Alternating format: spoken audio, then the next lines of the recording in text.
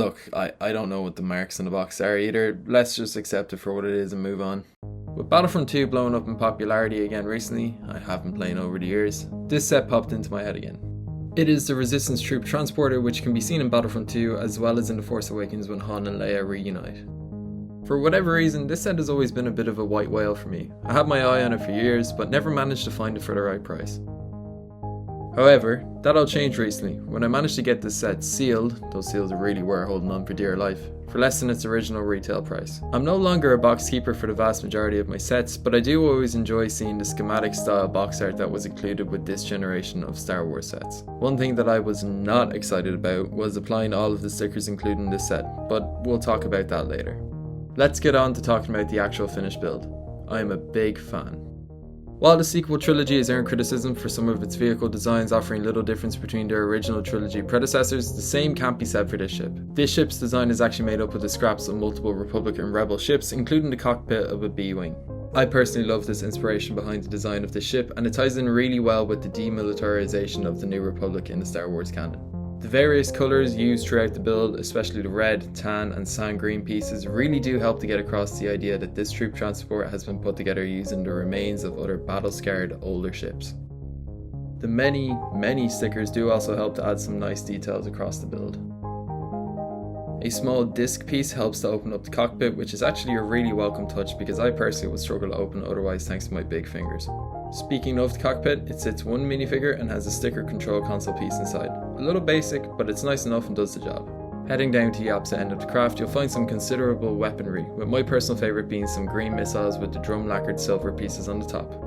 Lastly, we have some spring-loaded shooters, which are integrated really well into the body of the ship, poking out just enough out the back to be easy to fire, while not detracting from the overall aesthetic of the ship. Moving on to my favourite part of this set, the middle section of this ship really does justify the set being called a troop transport. Inside, there is a sizable space for your troops to prepare themselves for battle against the First Order, and there's some printed console pieces for the Resistance members to go over intel before landing into the battle. There's 2 orange clip pieces for some blaster storage, and the ramp of the ship opens out to let you drop your troops into battle. I really appreciate the ease of opening up the middle section from the top, and there are just enough studs helping to keep the 2 panels in place to allow you to fly this transport around without fear of them swinging open accidentally, while still allowing for easy access to the interior when you want to open things up. Moving around to the back, we have 2 engines at either end of the ship, which are put together using an interesting raised building technique, helping to give the engines a sense of some depth. Taking a look at the middle, we have a large curved piece which has been used in the escape pod sets over the years. There's also some small fins around the back as well as the spring-loaded shooters that we saw earlier on. This set does have a nice weight to it, and I find it really easy to hold and swoosh around even for my larger hands. I also love how easily this set can be flown in either a horizontal or vertical style, which gives real B-Wing vibes. Underneath there are some smooth rounded pieces which help to make sliding the ship around super easy. I really enjoyed the build experience overall. There's very little Technic used, which is somewhat surprising considering how solid the finished build feels. There's also some nice build techniques used throughout, especially around the cockpit area.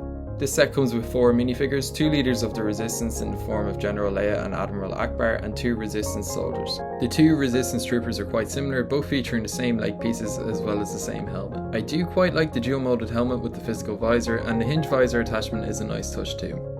The torso pieces feature their own printing, with one featuring the Resistance emblem whilst the other has a bandolier which stretches around to the back of the figure. Overall, these 2 figures are decent, but nothing to really write home about. They are accurate to how the Resistance soldiers appear in universe, so I don't have any real complaints here. Next up is Leia in her Resistance General outfit. She comes with 2 face prints, one which is pretty happy looking, and the other one is a bit more disgruntled and stern looking. I really like the green colour used for her legs and arms, and the printing on her torso is accurate to her appearance in The Force Awakens, as is her hairpiece. It's an accurate but unspectacular minifigure. Last but not least, we have Admiral Ackbar in his Resistance uniform. I really like the torso printing, which features some nice colours and a great looking Resistance rank on the left of the torso. The printing extends to the legs, and we can also see some undershirt printing on the upper torso. He comes with a blaster, but more importantly, a mug, which I just find really funny to be included here, and I for one am glad that something as silly as this could just make its way into a set like this. Akbar is undoubtedly my favourite minifigure out of the bunch, but I do think that there really should have been some more included with this set. In terms of what other minifigures could have been included here, I think that an extra Resistance Trooper, an older Han Solo, or maybe even the Red Armed C-3PO all could have been some good inclusions here to make the minifigure selection of this set feel just a little more fleshed out. In summary, I like the included minifigures, but I would have liked it more if we had seen at least one more included with this set. While I have heaped praise on this set so far, it's not without its flaws. My greatest issue with this set is not only the excessive number of stickers included, but the difficulty involved with applying some of those stickers. In total, there are 20 stickers to apply in this set. While most of them are not that difficult to apply well, there are two particularly egregious instances where stickers are required, and both of them involve placing stickers on curved pieces. The ones around the back on the escape pod piece we saw earlier were annoying to place, but they were easy compared to the 3 that are needed on the cockpit piece. I certainly had some trouble placing these stickers, and I can only imagine that younger fans would have a really bad time aligning them correctly, so this is definitely a major mark against this set. The price of this set at the time of its release was €70 at retail, and I actually managed to get this set 10 years after its release for under its retail price. While this set may not be a typical white whale for LEGO Star Wars fans out there, it really was one for me, and I am happy to say that, sticker annoyances aside, I am not left feeling disappointed by this set at all. I think it's not only a great playset, but also a fine display piece that stands out well when compared to other vehicles from the Star Wars universe. I know that some people will overlook this set simply because it's based off of the sequel trilogy, and I personally think that's a real shame, because this is a fine, unique LEGO Star Wars set that we are unlikely to see be remade at any point in the near future. Anyways, those are my thoughts on this set. If you've made it this far into the video, I'd like to thank you for watching, and I'd be grateful if you would consider leaving a like and subscribing for more LEGO videos just like this one. With all of that being said, I've been Dave, and I hope that you have a great day.